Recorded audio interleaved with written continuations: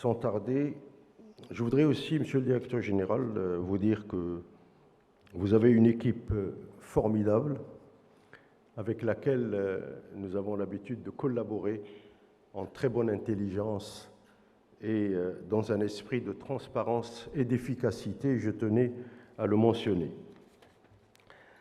Voilà, donc il ne me reste plus qu'à vous souhaiter une très belle journée. Encore une fois, merci infiniment d'être avec nous. Je vous invite à profiter pleinement de cette occasion. Posez vos questions, partagez vos idées et rencontrez aussi vos pairs et autres professionnels, car l'innovation, c'est aussi et surtout une affaire de collaboration. Isabelle, je suis prêt, ma chère, à vous céder le micro, si vous voulez bien me rejoindre. Et je vous demande d'applaudir Isabelle Fayolle, qui a fait un travail, croyez-moi, extraordinaire pour la préparation et la réussite de cet événement. Bonjour à toutes et à tous. Alors, merci beaucoup, Alité Berada, de m'avoir confié l'animation de cette journée. Je suis ravie d'être avec vous aujourd'hui. Donc, je vais vous accompagner au long de ces keynotes et tables rondes pour qu'on ait des retours d'expérience, des cas concrets, et aussi qu'on mette un peu de rondeur et de convivialité, puisqu'on est là aussi pour échanger, partager des bonnes pratiques. Là, c'est la 7e édition cette année. On est content de vous avoir tous réunis avec nous. Je n'en fais pas plus sur les enjeux et les raisons de cet événement. Ça a été fait précédemment. On a des keynotes, on a des tables rondes et vous êtes aussi les acteurs de cette journée. C'est-à-dire que vous serez invités à poser vos questions, à participer, à donner votre opinion pour qu'on puisse co-construire ensemble un événement avec du contenu à valeur ajoutée. Alors, pour commencer cette journée, je vais demander à Wolfgang Lemarreur de faire l'ouverture avec la première keynote. Wolfgang Lemarreur, c'est une star, c'est un globe-trotter infatigable, c'est un stratégiste des supply chains mondiales.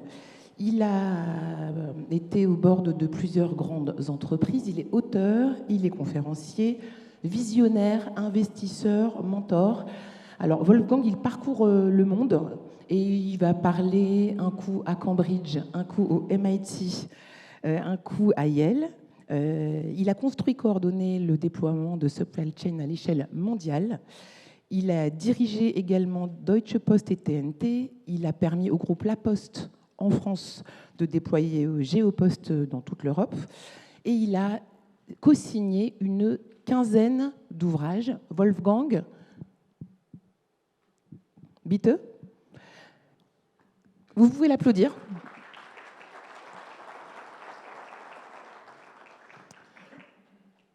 Would you please come here? Donc Wolfgang est avec nous aujourd'hui. Il n'a pas l'air comme ça, mais Wolfgang, il pilote des supply chains dans le monde entier, il donne des conseils, et pendant ce temps-là, nous, on est toujours en train parfois de galérer pour attendre un colis. Wolfgang, est-ce que vous voulez vous mettre ici? Je vous retrouve juste après.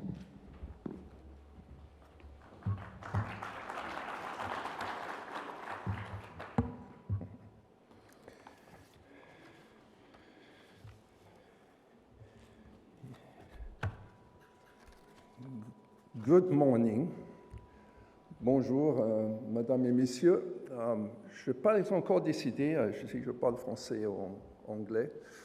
I start with English just to make myself a little bit more comfortable. I will talk about the big topics, so this is usually what the opening speech is about. I have a very close connection to technology, in fact. I have been 15 years old and I worked in a warehouse where we prepared punch cards to put all what we knew and all the material and where they were located into mainframe computers. And 15 years later, I bought my first PC. And that was a black box which was standing on my office for about 3 months because I didn't know what to do with this until I just started. And I think one of my big messages to the people who think about digitalization, technology, it is not about technology. It's about you. It's about attitude. It's about your willingness to do it and embark on a never-ending story. So after I found out what to do with my PC, I ended up programming on an AS400. Maybe some people remember this one, very performant machines, and there's still some around, although decades ago IBM stopped producing them and others. I programmed in COBOL, which formed my brain. So those who consider to program, it's very good for the brain because it's very structured. And then 10 years later, when I was 35, I discovered the internet in 95, and I experimented with internet and websites, and I spoke to my employer, don't say who was it at the time, and say, we need to get on the internet. And they say, you don't have anything more important to do. So 5 years later, I ran with only 11 people one of the biggest acquisition programs. And we bought one of the leading, if not the best, ground parcel delivery platforms in Europe with 11 people and 2 advisors. And this was only possible through technology. And I remember my first email I got. It was, Wolfgang, welcome back to the net. So when I launched the initiative, it was a very exciting moment. 10 years later, I started investing into startups, Noctech, so logistic technologies. And 10 years later came COVID, and I digitized my entire consulting business. There was no way to continue in the normal way. So if I look at my 50 years I spent in this industry, it was all about technology. It was all about looking for ways to make things better. Et maintenant, j'essaie de parler en français. Je n'ai pas fait ça depuis 15 ans, mais moi, j'ai parlé un peu, mais une présentation, c'est autre chose. Donc, j'ai commencé avec un épée. Un épée, ça veut dire il y a 2 côtés. Il y a 2 côtés du sujet. On peut aussi dire il faut cut through it, mais je parle des 2 côtés qui sont très proches de mon cœur. Je parlais beaucoup maintenant de la technologie, mais c'est aussi la côté humaine. Parce que je crois beaucoup en équilibre, dans l'équilibre, dans les solutions digitales, technologiques, entre l'humain et la technologie qu'on veut mettre en place. Donc beaucoup de quoi je vais parler, c'est autour de ça, l'humain d'un côté, la technologie d'autre côté. Je aussi pense qu'il ne faut pas parler trop des problèmes.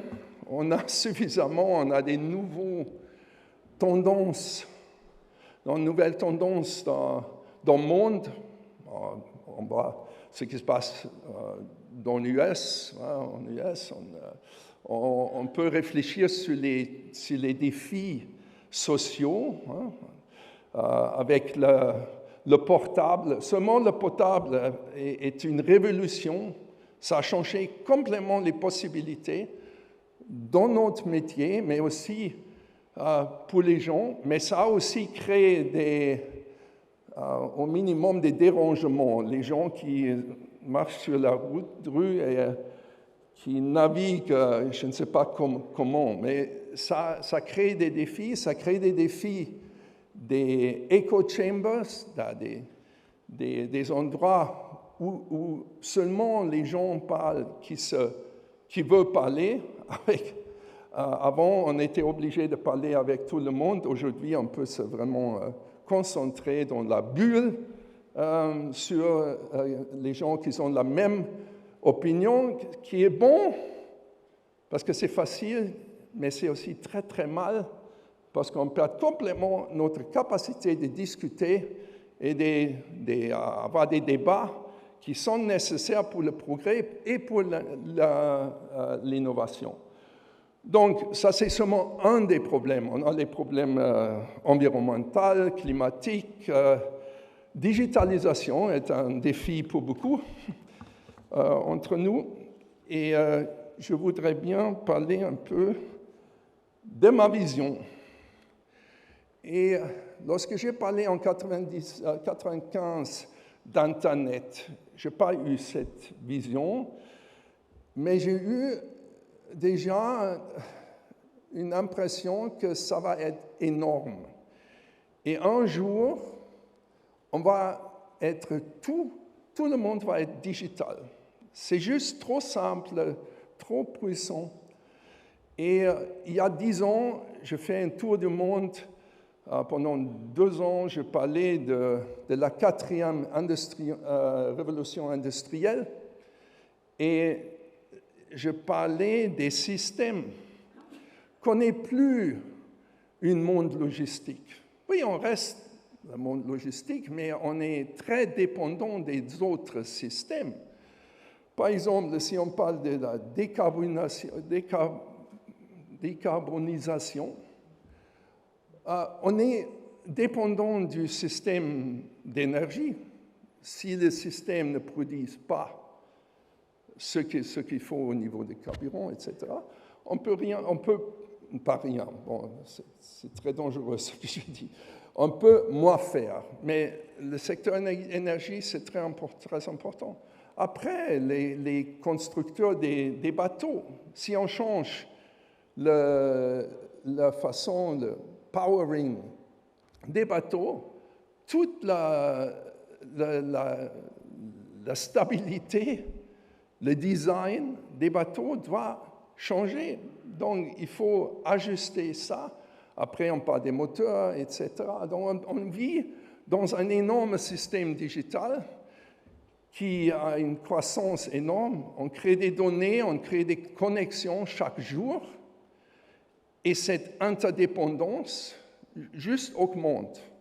Bon, actuellement, ce qu'on voit dans le commerce international reflète aussi la peur que les gens ont vis-à-vis de cette connectivité et dépendance. Ils veulent couper les liens et faire tout eux-mêmes qui ne marche pas. On sait ça.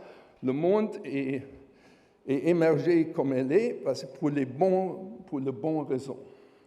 Bon, et ça, c'est de nouveau, c'est tous les aspects technologiques, mais il y a aussi un aspect humain, parce que qu'est-ce qu'on connecte?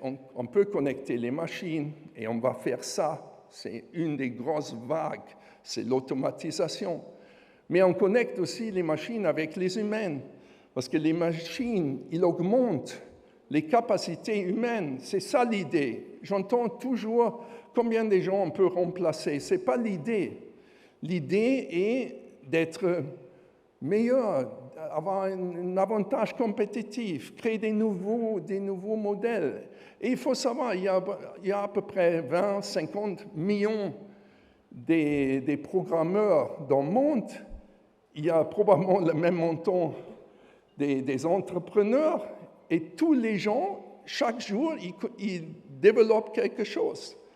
Ça, c'est le moteur contre toute la digitalisation. Pas les petits projets, et je suis impliqué dans certains. Non, c'est toute la dynamique. Les jeunes, ils ne veulent plus travailler dans les entrepôts des bureaux. Ils veulent travailler chez eux et devenir entrepreneurs et développer quelque chose. Donc, l'humain est très important. Et chaque force énorme a un côté ombre, négatif, dangereux. Et pour cette raison, le leadership, c'est même plus important qu'hier, parce qu'on ne peut plus contrôler les connexions. Si on a eu une équipe de 10 dans le bureau, on était capable de les gérer. Mais ça sont les défis. Et l'éthique, si ça existe ou pas, fortement ou pas, c'est autre chose. Mais l'éthique, pour moi, c'est très important. Il faut aussi réfléchir, qu'est-ce que nous rend humains?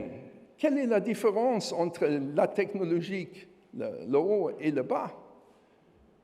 Et une chose, pour moi, très importante, est notre capacité de surveiller. Mais surveiller les grandes machines avec l'homme, c'est autre chose. Il faut apprendre ça. Donc, surveillance, c'est une chose.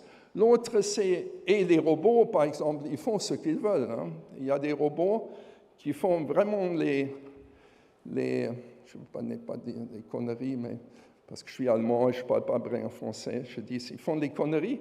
Il y a des équipes qui font que les corrections, ce que les robots font, et les erreurs qu'ils font.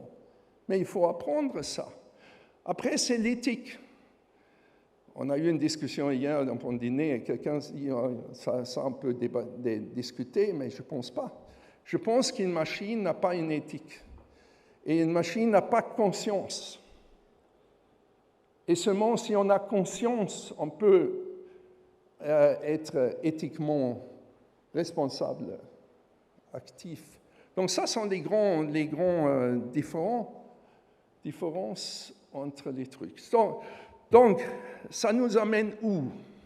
Donc, j'ai dans mon bagage trois grands concepts, trois grandes visions, idées, qui sont vraiment dans le niveau au-dessus des implications, des mises en œuvre des projets dans des boîtes, qui sont beaucoup plus structurels. D'abord, lorsque j'ai parlé il y a 10 ans de la digitalisation, je dis toujours, oui, c'est la réplication, c'est le miroir de ce qu'on fait dans le monde, dans l'espace digital. Mais ça, c'est plutôt un jumeau numérique. Mais les jumeaux numériques sont très importants, parce qu'on va doubler tout le monde. L'Amazon, chaque aéroport, chaque port, tout va être numérisé. Donc, et je vais parler de ça, c'est fondamental, parce que les jumeaux numériques, ils génèrent des données, et sans données, on ne peut rien faire. Donc, les données sont effectivement le grand changeur des choses. Après, je parle d'une idée même plus large. On a une économie de création des valeurs. On est super bon en créant les valeurs. On est super mauvais en préserver les valeurs.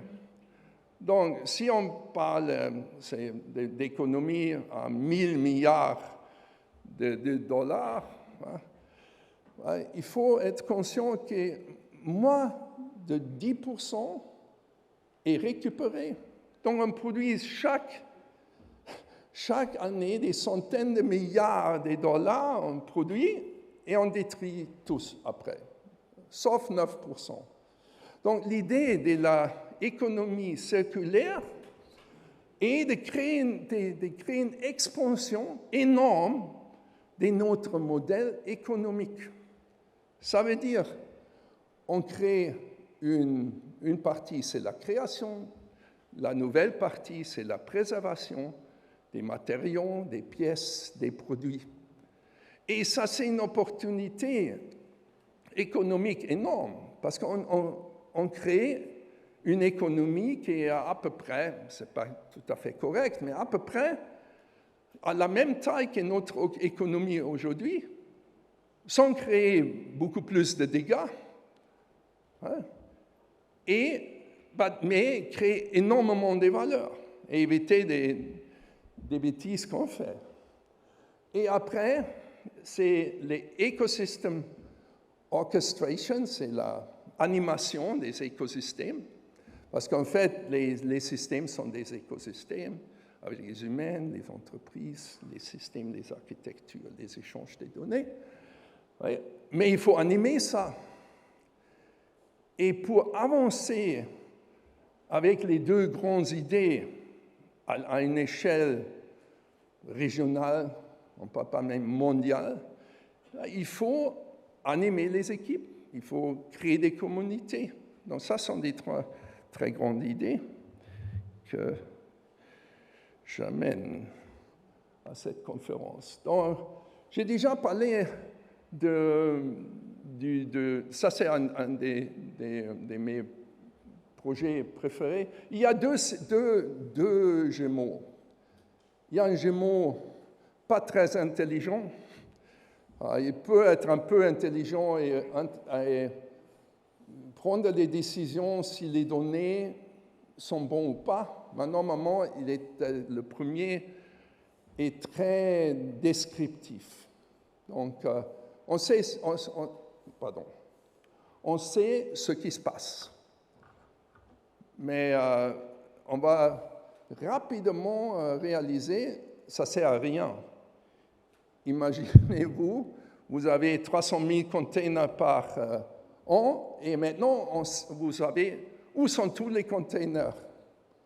Donc, ça ne sert pas à grand-chose, mais c'est la base. Deuxième jumeau est le jumeau numérique intelligent. Ça veut dire là, ils disent 90%, c'est très optimiste, mais dans l'échelle mondiale, des containers, il ne faut pas regarder parce que tout se passe bien, il n'y a pas de risque. Mais les 10%, on a catégorisé dans multiples catégories. Et il faut faire gaffe là. Là, c'est encore bon, mais il faut regarder. Bon, ça, c'est predictive analytics. Hein. On anticipe ce qui peut passer, et donc on peut dire risque ou pas risque. Peut-être risque. Et après, il y a les prescriptifs, l'analytique prescriptive, qui disent là vous faites ça, là vous faites ça, là vous faites ça, là vous faites ça. Bon, je crois aucune machine, normalement. Je n'ai pas de confiance. Il faut la surveillance. Il faut l'humain qui, au minimum, fait la surveillance sur le processus. Au minimum. Je suis dans un comité d'investissement où toutes les décisions sont prises automatiques par les robots. Mais on a des réunions chaque mois avec des experts de tout le monde pour dire c'est bon ou c'est pas bon, le processus est respecté ou pas. Et parce qu'il y a toujours un cut-off. Il n'y a pas des informations qu'on a entendues ce matin au radio, ça n'existe plus, mais c'est joli comme image. Et il faut considérer ça. Peut-être il faut regarder si on va vraiment acheter ça. Donc, c'est ça l'intelligence humaine qui doit se mettre avec l'intelligence du système.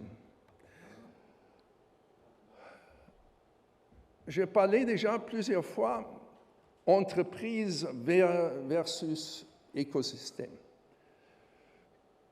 Tout est facile si on parle d'un département, une petite équipe, c'est facile. C'est déjà plus difficile si les opérations doivent travailler et faire quelque chose avec les ventes, les forces de vente ou autres. Mais ça marche encore. C'est un chef qui dit qu'il faut le faire. Mais les twins deviennent difficiles, les jumeaux. Si on parle de la chaîne d'approvisionnement end-to-end, bout de bout, et il faut ecosystem orchestration. Il faut animer tous les acteurs dans la chaîne de participer dans le projet. Donc, ce qui est important est de commencer très petit digitaliser, faire un jumeau pour une activité. Fait ça normalement pendant 3 mois, un cas d'utilisation, un trimestre, un résultat. Si le résultat est bon, on peut faire autre chose. Si le résultat n'est pas bon, il faut refaire l'exercice. Donc, pour moi, ce que je dis, c'est un exemple qui montre que les différents sujets ne sont pas en isolation. Bon, j'étais invité par Huawei il y a 4 semaines pour participer à Huawei Connect. C'est leur flagship événement chaque année. Ils invitent tous les journalistes. Ils ont montré aussi les projets. Et un projet, c'était ça. C'était Shandong Port. C'est un port avec 5 terminals, 12 000 personnes. C'est quand même énorme. Et ils ont fait un jumeau numérique. Mais ils ne sont pas arrêtés là, parce que ça, c'est seulement la base. Hein. Ils ont créé le premier agent intelligence artificielle pour optimiser les processus. Le processus concerné. Ils ont regardé les processus de bateau, berth, bon, je ne sais plus comment ça, mouillage, je pense. Bon, les entrepôts, le cargo, l'équipement. Et ils ont eu des énormes progrès. Ils ont réduit les temps nécessaires pour accomplir les tâches de journée. En fait, ils font ça maintenant dans des minutes. J'ai vu aussi une présentation du Shenzhen Airport, ouais, aéroport. C'était la même chose. En fait, les jumeaux numériques, ils nous permettent de travailler avec les agents IA, l'IA, pour optimiser les choses. Et ça sont des concepts, et ce que je présente sont tous les concepts holistiques, systémiques. Et ça change le truc. Bon, j'ai investi la première fois, il y a 15 ans, dans la suivi IoT, Internet of Things Devices. Et c'était un échec total, parce qu'on a se concentré sur les petits trucs.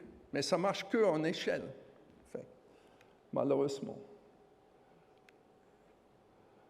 Bon, je vais aller un peu plus vite. Oui, je parlais déjà des technologies. Donc, on a des systèmes qu'on connaît tous, ERP, WMS, Warehouse Management System, Transport Management System. Et maintenant, on connecte ça avec les sources de données. Et ça, les données arrivent automatiquement. Ce matin, j'ai vu une conférence sur les données des satellites. Il reste 2 compagnies qui vont en fait les données pour le transport maritime. Et ce qu'ils font, ils nettoient. Donc il faut aussi un énorme travail de nettoyage des données. Juste un autre commentaire. Deuxième vecteur. Donc ici on parle, c'est dans la circularité, on parle des programmes pour récupérer le matériau. Et beaucoup de monde parle du modèle business, mais ici il y a des programmes. Ça veut dire il faut réfléchir comment on peut récupérer, par exemple, les jouets des enfants comment on peut les récupérer? Là, c'est facile, normalement, on peut les demander d'amener ça au magasin. Les enfants, ils aiment faire ça parce que les parents achètent des nouvelles choses. Et ça, c'est un programme. Et ça montre aussi que la valeur n'est pas seulement dans le processus de récupération des matériaux, des pièces, des produits, mais on peut aussi accélérer la vente et peut vendre les choses à un prix plus élevé parce que ce sont les next modèles, hein, les prochains modèles. Donc ça, c'est un programme. C'est un nouveau flux de valeur. Et tout est lié. Sans digitalisation, rien ne marche. Comment les gens peuvent savoir que le programme existe? Où il faut amener les choses? Hein? Il faut la digitalisation. En Europe, on a un projet qui s'appelle le passeport digital des produits. Parce qu'amener les choses, c'est une chose, mais savoir dans quel état ils sont, etc., c'est autre chose. Et un exemple pour ça, c'est Fairphone Batteries. Ça veut dire qu'il y a un porteur de données dans beaucoup des produits maintenant. Donc, tous les développements des produits sont en train de changer parce qu'il faut intégrer cette dimension digitale. Et il y a des senseurs qui disent la batterie est vieille, la batterie n'est pas vieille, la batterie marche encore, la batterie ne marche pas encore. Donc, sans digitalisation, ce n'est pas possible. Il faut avoir des fournisseurs qui ont des autres méthodes pour dire c'est un bon produit, on peut le réutiliser ou il faut faire autre chose.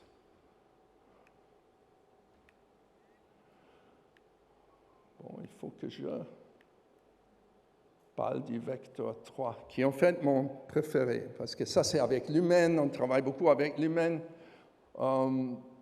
Et je suis impliqué dans un projet avec 65 partenaires à peu près, avec PSA, avec MSC, avec IKEA, avec Scania, Tetra Pak, H&M, les grandes marques, les grandes entreprises transporteurs.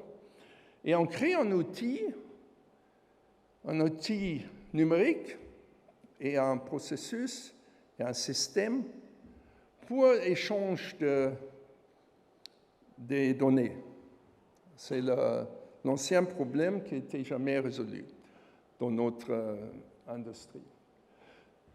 Le plus important est avoir une vision très claire sur la gouvernance, parce que vous avez les questions au début, comment ça va marcher? Qui va prendre les décisions? Comment on va prendre les décisions? Hein?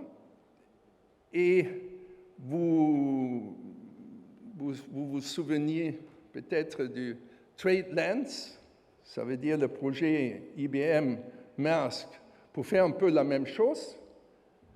Et la gouvernance, c'était la raison pour laquelle ça n'a pas marché. Il y avait un problème de confiance, pas dans la solution, mais dans les gens qui contrôlaient la solution. Et ça, c'est une question de la gouvernance. On peut faire ça veut dire Ecosystem Orchestration, seulement avec une gouvernance forte.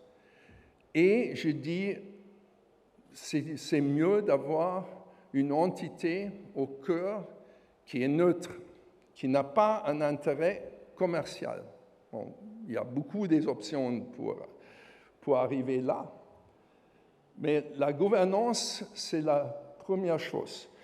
Après, il faut travailler avec les gens. C'est un organisme qui a son propre vie. Donc, il faut avoir beaucoup de plateformes pour les différents objectifs. pour travailler avec les gens. On a des réunions de la communauté. Normalement, 80% des boîtes, ils sont là. On a des séances travail pour la communauté. Et ça, on appelle les Living Labs. À peu près 50% des gens sont là, parce que c'est déjà spécifique, mais ça concerne tout le monde. Après, il y a des séances très spécifiques. Par exemple, on crée une certaine mécanique, une application, une architecture. On utilise dans ce projet une architecture de Distributed Ledger Technology. C'est blockchain qui est le synonyme, mais ce n'est pas le seul. Et c'est aussi une structure de confiance qui a été créée au début pour les échanges des documents électroniques dans le commerce international. C'est aussi un truc, si on fait ça, qui est vrai heavy lifting, on dit en anglais, il faut rester super simple. Une recommandation, moi je suis le devil's advocate, ou le pain in the ass, parce que je dis toujours, est-ce qu'il faut ça? Ça sert à quoi? Pourquoi on fait ça? Est-ce qu'il faut faire ça maintenant? C'est super facile de compliquer les choses. Parce que si on a un problème, c'est mieux de ne pas résoudre le problème et ouvrir un nouveau chantier. Et on fait ça régulièrement et on crée des monstres, usines à gaz. Hein. Ici, on travaille, pour moi, je dis, on travaille sur un sujet, on a un but. Le but est, on cherche plus des données premières que les autres. Parce que beaucoup de systèmes de visibilité travaillent avec les données calculées. Bon. Et pour cette raison, si on utilise 10 systèmes pour un ETA, on a 10 différents ETA. Parce que les calculations sont différentes. Donc, très important, c'est cet aspect. Donc, on travaille dans les différents niveaux. Dans l'équipe de pilotage, je suis dans l'équipe de pilotage, j'ai eu une grosse discussion au début, parce que j'ai dit il faut une réunion chaque semaine. Les gens, pourquoi chaque semaine? Il faut 1 heure. Oh, pourquoi 1 heure? On n'a jamais suffisamment de temps. Il y a toujours énormément de choses à discuter. Et j'ai aussi proposé d'avoir un newsflash chaque semaine, un rapport. Et ça nous avait beaucoup aidé, parce qu'on a reçu l'argent des États, en Suède, à Singapour, et après, ils veulent des rapports.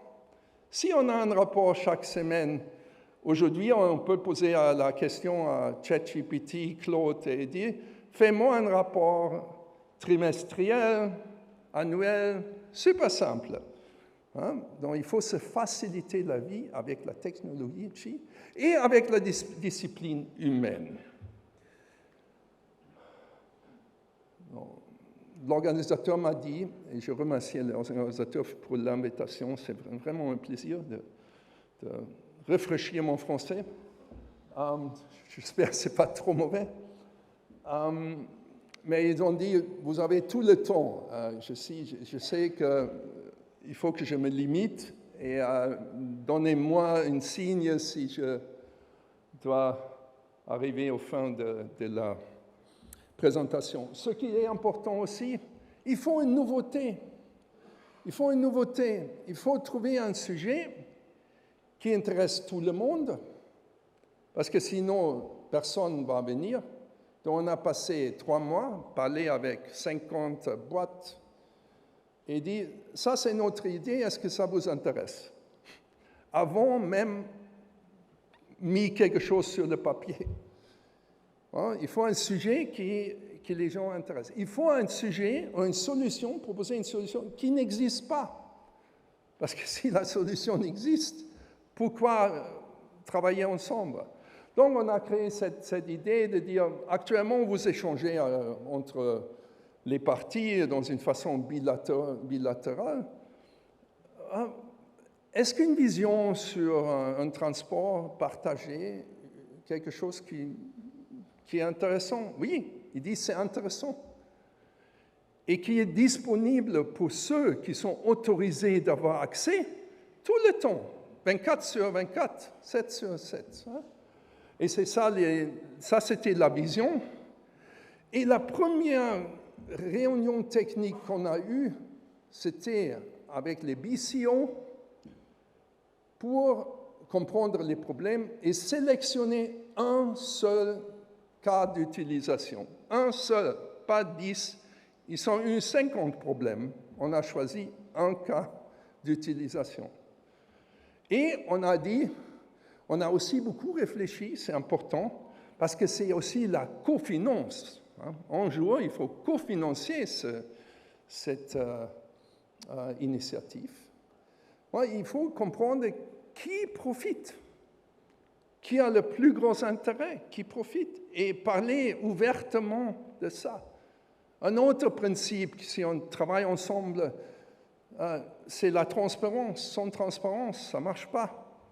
C'est toujours, on a toujours la tentation, on ne peut pas dire ça à Joël et Jacques va être vexé. Non, il faut mettre les choses sur la table ouvertement et se mettre d'accord. Donc c'est justement pour prouver qu'on a vraiment travaillé. Donc on a défini quatre niveaux très importants. On obtient de H&M et des autres le transport plan, donc la planification du transport. On a un outil qui nous donne les données sur l'avancement du transport. Et on a des fournisseurs, des outils, surtout analytiques, pour savoir qu'est-ce que ça donne sur la ETA. Donc, j'ai déjà indiqué ça. Ces trois grandes idées sont liées. Donc, sans jumeaux numériques, il n'y a pas d'économie circulaire. Sans jumeaux numériques, c'est très difficile de faire l'animation de l'équipe à échelle globale à travers plusieurs industries. Et on travaille, on ne s'est jamais vu. C'est aussi on s'est jamais, on travaille ensemble depuis 3 ans, on ne s'est jamais vu. Il n'y avait pas une seule réunion en présence. Tout se passe virtuellement. C'est incroyable ça. Et après, oui, si vous voulez être compliant avec les normes européennes, il faut faire l'animation des écosystèmes. Vous ne pouvez jamais réaliser une économie circulaire sans faire ça. Donc, tout est en fait la même chose. Et je travaille aussi dans Surpass, qui est en fait le passeport digital des produits. Et on a un rapport que j'ai rédigé hier. Et je dis, il ne faut pas vendre ça comme un projet de développement durable. Bon, c'est un sujet que beaucoup de gens n'aiment plus. On va vendre ça comme un projet de digitalisation. Donc, si on réalise l'économie circulaire, on a digitalisé l'économie et on peut faire beaucoup plus. Et les grands défis sont les petites entreprises. Ça va être le grand défi de l'Europe, de se faire dans boucle. Donc, pour terminer, important, c'est there has to be in it, something in it for everyone. Donc, il faut réfléchir sur ça. Il faut réfléchir très large, mais dont la création était très concentrée. il faut planifier tout le temps, il faut orchestrer. Et il faut apprendre. Je pense qu'on a changé, on n'a jamais changé la vision, on n'a jamais changé notre approche gouvernance, on a probablement jamais approche gouvernance, mais on a changé 1000 fois notre vision produit. Vision produit. Comment on peut, qu'est-ce qu'on construit? Même avec une définition si étroite, on a des milliers de possibilités de le faire. Et ça sont les discussions. Chaque semaine, on a un sprint chaque vendredi avec les gens du technique.